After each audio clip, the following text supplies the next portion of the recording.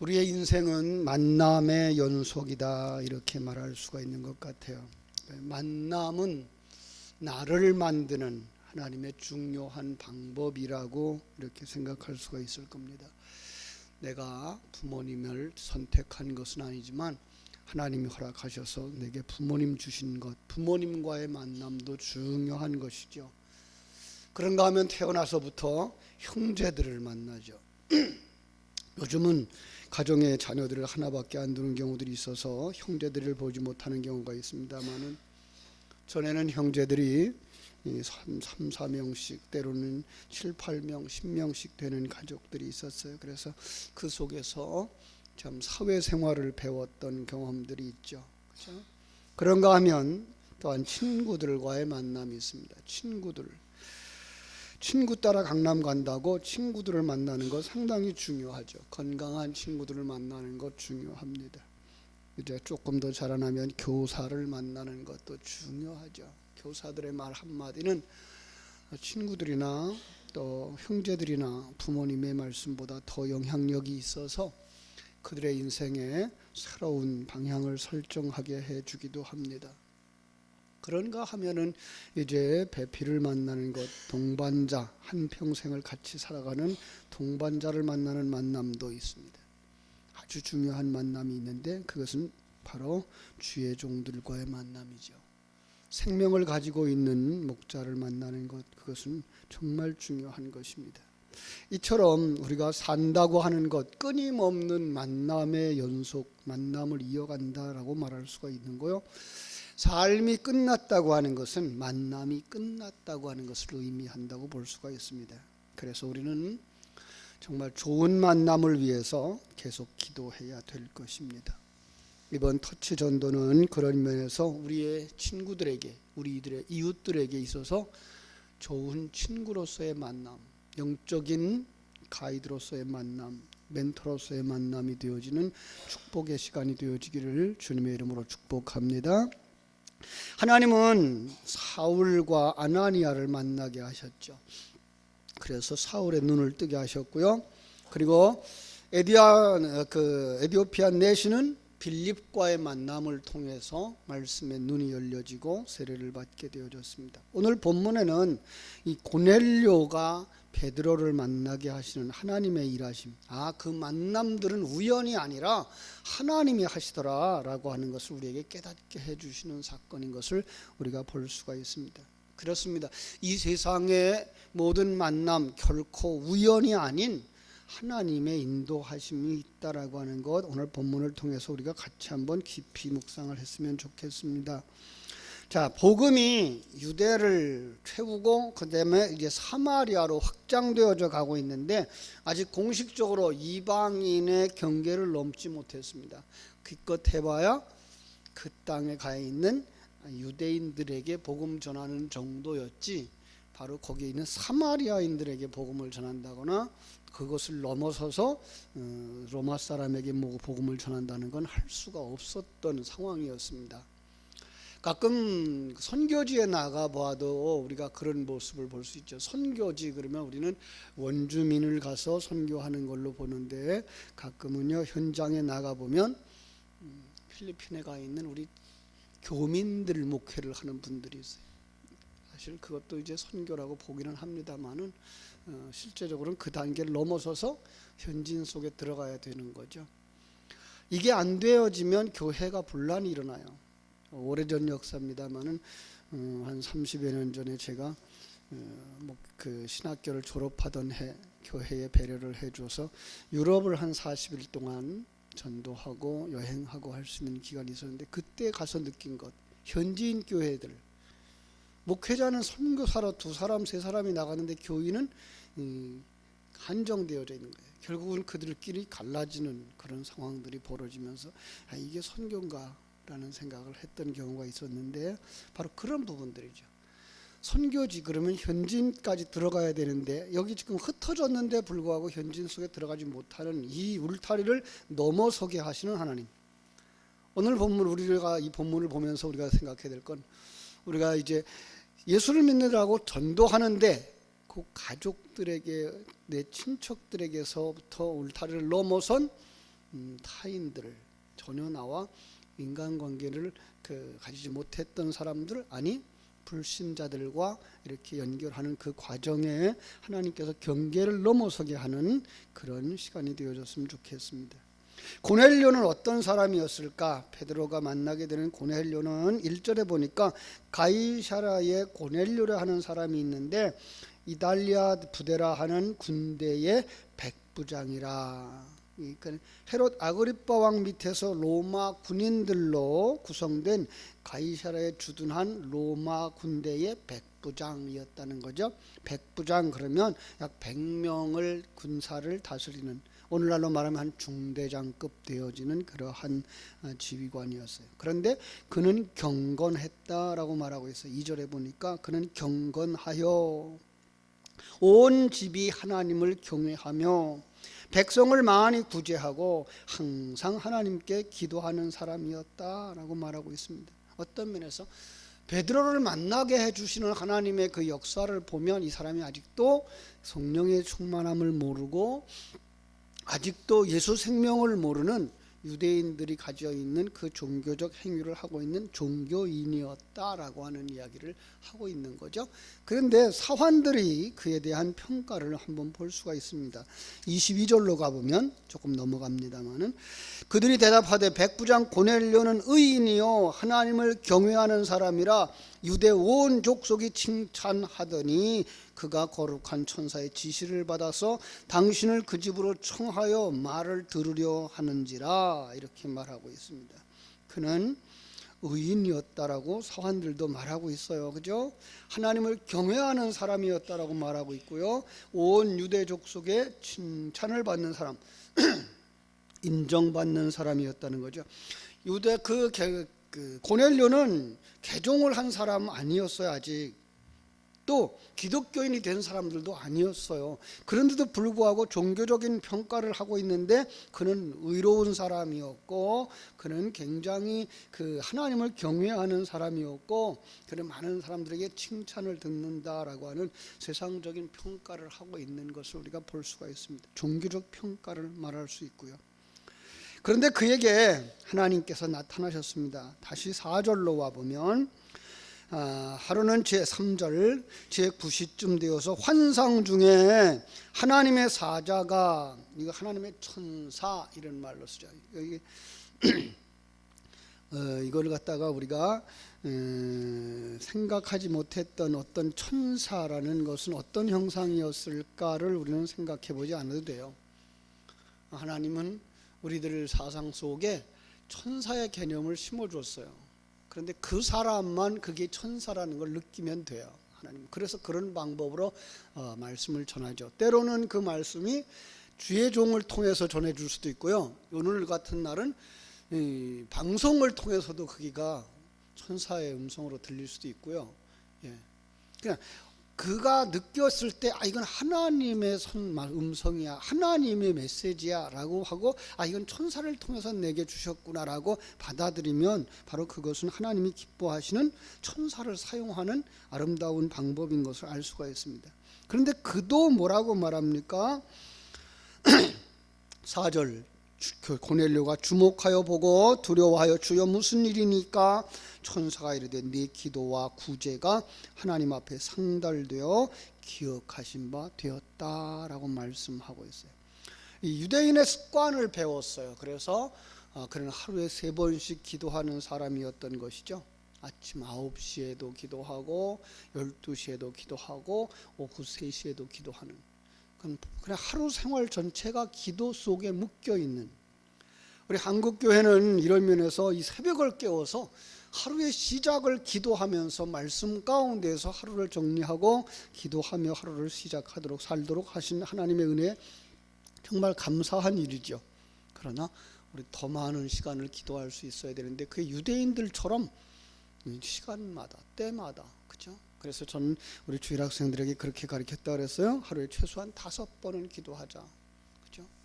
아침에 깨어나서 하루를 열면서 말씀 가운데 인도함을 받기 위해서 기도하고 식사 시간마다 한 번씩 기도하자. 예.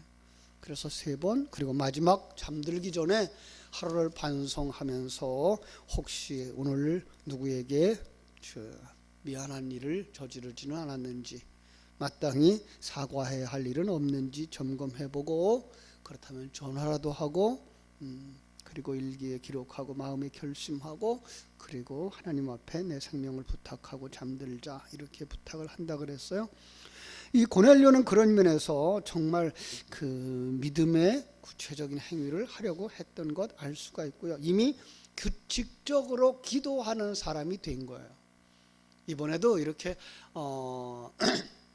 참 여러 주간, 본래는 우리가 한 40일까지 이렇게 생각을 했던 건데 이제 날짜가 이렇게 앞뒤로 줄어들어서 전체가 이제 35일 기도회가 됐습니다만은, 이렇게 35일 동안 우리가 깨는 이유가 뭐죠?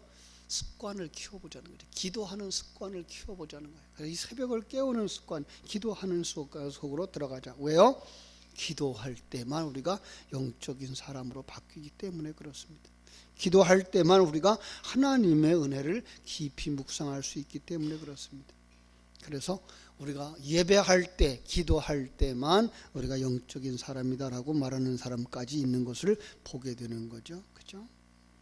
자, 하나님의 위로가 있었다는 거죠. 그에게 천사가 나타나서 하나님의 위로가 있었어요. 그에게 격려해주고 있는 모습을 볼 수가 있습니다. 이 새벽에 기도하다가 여러분들도 하나님의 위로를 받고 하나님의 격려를 받고 돌아가는 시간 되어지기를 주님의 이름으로 축복합니다. 자, 네가 이제 사람을 욥바에 보내어 베드로라 하는 시몬을 청하라, 이렇게 얘기합니다. 욥바에 베드로가 지금 체류하고 있었던 거죠.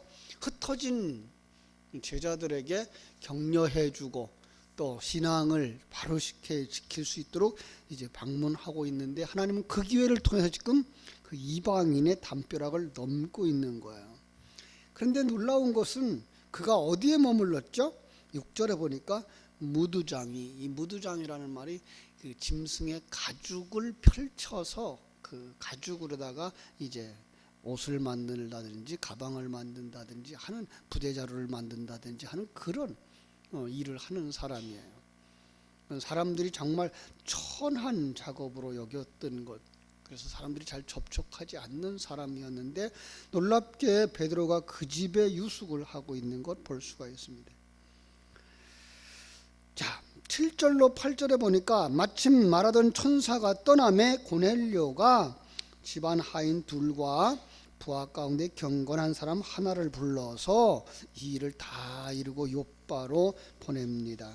이제 그런 반면에 오늘 본문을 넘어섭니다마는 이 다음 이야기가 베드로에게도 환상을 주는 이야기가 나오고 있는 거 보게 되죠. 고넬료가 보낸 사람들이 베드로가 묵고 있는 무두장이 집에 향해서 오고 있을 때 베드로는 정오 기도 시간을 위해서 무두장이 집에 지붕에 올라갑니다. 더러운 사람들이 사는 집, 그 집의 가장 높은 곳, 거기서 가장 거룩한 행위를 하는, 누가 이 사도행전을 기록한 누가는 이러한 그 모순을 계속 그려내고 있는 거예요. 그죠? 그리고 거기서 비몽사몽간에 하나님의 환상이 보여집니다. 그죠? 그냥 그들이 머무는 장소가 어디든이라는 것을 지금 뭐라고 있는 거예요, 하나님은. 그죠? 가장 부정하다고 여기는 곳에서 가장 거룩한 하나님의 계시가 주어지고 있는 이 의미가, 모순의 의미가 뭐예요? 더군다나 11절로 12절에 보면 하늘이 열리고 한 그릇이 내려오는데 큰 보자기 같고 접시도 같고, 그죠? 네 귀에 매어서 땅에 드리워지는데 그 안에 땅에 있는 각종 네 발 가진 짐승과 기는 것과 공중 나는 것들이 다 있는 거예요. 그러지 않아도 시장기를 느끼고 있는 베드로에게 하나님이 뭐라고 말씀하셔요? 일어나 잡아먹어라. 그런데 참 이 베드로가 기분이 안 좋았을 거예요. 왜요? 거기에 있는 짐승들을 먹을 수 있는 것들도 있었지만 먹을 수 없는 것들도 있었기 때문에. 그래서 베드로가 말하지, 주여 그럴 수 없습니다. 속되고 깨끗하지 아니한 것을 내가 결코 먹지 아니했습니다. 지금 부정한 사람이라고 여겨지는 그 집에 들어가서 그들과 함께 여러 날 음식을 먹었던 그 사람이 부정한 것으로 여겨온 짐승은 아무리 배가 고플지라도 먹을 수 없다고 큰 소리를 치는 이 사람의 모순, 그죠? 이게 바로 종교적 관점이라고 하는 거예요. 우리는 이런 모순 속에 살고 있어요. 그래서 그 모순이 커지면 충돌이 되어지고 마찰이 되어지는 거죠. 그죠? 하나님께서 15절에서 말씀하십니다. 두 번째 소리가 있으되 하나님께서 깨끗하게 하신 것을 네가 속되다 하지 마라. 예. 이 이야기가 세 번이나 반복되어져요. 하나님이 베드로에게 이 환상을 주셨는데 베드로는 이 환상의 의미를 아직도 깨닫지 못하는 거예요. 왜 그러죠? 그의 전통이, 그죠? 그의 습관이, 그가 가지고 있는 종교적인 색채가 이걸 이해하지 못하게 만드는 거예요. 하나님은 분명히 하나님이 깨끗하게 했다, 내가 구별시켰다 라고 말씀하고 있는데 사람의 눈에 그는 구별된 사람이 아닌 것처럼 보이는 거예요. 깨끗한 것과 더러운 것, 거룩한 것과 부정한 것에 대한 베드로의 고정관념, 우리들 속에도 없는지 다시 한번 점검해 봐야 되겠죠. 그죠? 하나님은 이걸 넘어서게 하기 위해서 일하고 계시는 것을 볼 수가 있습니다. 베드로는 고넬료의 집에 가서 그곳에서 하나님이 하시는 역사를 보고서야 그 환상의 의미가 무엇이었는지 구체적으로 깨닫게 되거든요. 28절에 가면 있어요. 이르되 유대인으로서 이방인과 교제하며 가까이 하는 것이 위법인 줄을 너희도 알거니와 하나님께서 내게 지시하사 아무도 속되다거나 깨끗하지 않다 하지 말라 하시기로 부름을 사양하지 않고 왔노라, 이렇게 말하죠. 그죠? 또 34절에 보면은요, 베드로가 입을 열어 말하되 내가 참으로 하나님은 사람의 외모를 보지 아니하시고 각 나라 중에 하나님을 경외하며 의를 행하는 사람은 다 받으시는 줄을 깨달았도다. 아직도 성경 해석은 어떻게 하고 있어요? 지금 사람이 다가가는 것으로 하고 있어요. 실상은 어떻게 된 거죠? 하나님이 하신 거예요. 하나님이 택하시고 하나님이 찾아오셔서 그를 변화시키고 있는 모습을 우리는 볼 수가 있습니다. 구원의 문제에 있어서, 이방인의 구원의 문제, 아직도 주 앞에 돌아오지 못한 세상적인 가치관을 그대로 가지고 있고 세상의 행위들을 그대로 가지고 있는 그들 속에 하나님의 생명이 들어갈까? 저 사람이 예수 믿을까? 저런 사람도 예수 믿을 수 있을까? 라고 하는 이 유대인적인 관습, 고정관념, 전통, 이것 우리가 버려야 되는 거죠. 그렇습니다. 개혁교회는 날마다 깨닫는 대로 돌이키는 것이 바로 개혁교회입니다. 과거의 전통에 또다시 묶여버리면 그것은 서로 캐톨릭으로 돌아가고 유대교로 돌아가는 것이기 때문에 그렇습니다. 이 새벽을 깨우는 우리들이, 우리가 복음을 전하라고 하신 우리에게 맡겨주신 사람들, 우리를 만나게 하는 사람들, 우리는 그래도 그런 걸 덜 느끼는 사람들이죠. 왜요? 우리는 이렇게 그 주민들이 살아가고 있는 한 거주지이기 때문에. 근데 가끔 우리 목사님들 보면은 그 기지촌 같은 데서 몸을 그 도구로 해서 먹고 사는 사람들을 만나는 경우들을 봐요. 근데 그들 속에 들어가신 분들이 그 울타리를 넘어서기가 그렇게 쉽지 않다고 그래요.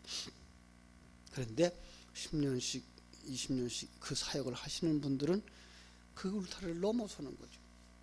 예. 그 울타리를 넘어서지 않으면 형무소에 들어가서 범죄자들에게 복음을 전할 수가 없는 거죠. 이런 부분들, 우리에게도 아직 그런 것이 있을지도 몰라요. 과거에 그는 어땠어, 과거에 그는 어땠어, 이제 그거 내려놓으셔야 됩니다. 하나님이 못하실 것이 없다는 사실, 하나님이 그를 택하시고 하나님이 그에게 생명 불어넣으시면 세상의 잣대를 가지고는 그가 부정한 자고 그가 범죄자고 그가 어떤 행위를 했던 자라고 여겨질지 모르지만 하나님께서는 그런 자들을 위해서도, 아니 나 같은 자를 위해서도 내가 그들과 나을 것이 무엇인가라는 거죠. 하나님의 의 앞에서는 우리 스스로 의롭다고 여겼던 것이 더 큰 죄라고 하는 사실을 깨닫게 하실 때 우리는 하나님 앞에서는 누구도 더 나은 자도 없고 누구도 부정한 자도 없다는 사실을 다시 한번 깨달아 알 때 우리는 우리 주변에 있는 사람들에게 새로운 눈으로 바라다보고 접근해 갈 수 있으리라고 믿습니다. 그렇습니다. 하나님은 오늘도 유대인만이 아니라 사마리아 사람들만 아니라 로마 사람에게까지도 복음을 전하셔서 그들을 살리는 역사를 이렇게 말씀에 깊이 기록하면서 모순 같은 상황, 이 사건들이 많은 이 세상 속에서 하나님의 관점으로 사람들을 보고 하나님의 관점으로 사람들을 사랑하고 하나님의 관점으로 하나 되어져서 함께 하나님의 교회를 세워나가기를 소원하시는 줄로 믿습니다. 우리들에게 주신 교훈 다시 한번 생각합시다. 하나님이 창조하신 이 모든 피조세계, 시간과 공간 속에서는 모두가 다 부정하다라고 말할 수밖에 없습니다. 그러나 하나님의 생명을 가진 자들의 눈에는 이제 그들이 부정이 부정으로 보이는 것이 아니라 하나님이 깨끗게 하신 것으로 보여져야 될 것입니다. 타락한 나 중심의 가치관이 아니라 구원받은 하나님의 자녀로서의 그 가치관을 가지고 내 주변에 하나님이 어떤 사람을 주셨는가, 하나님이 저 사람을 얼마나 사랑하시는가, 이 새벽에 우리의 관점이 바뀌어지고 생각이 바뀌어지고 그런 마음이 바뀌어져서 우리의 형제들과 이웃들을 사랑의 마음으로, 주님의 마음으로 다가가서 사랑을 전하고 생명을 전함으로 저들을 주께로 돌아오게 하는 증인의 역할을 잘 감당할 수 있는 이 새벽을 깨우는 여러분들과 우리 포리교회 성도들 되어지기를 주님의 이름으로 축복합니다. 기도하겠습니다. 하나님 우리 아버지,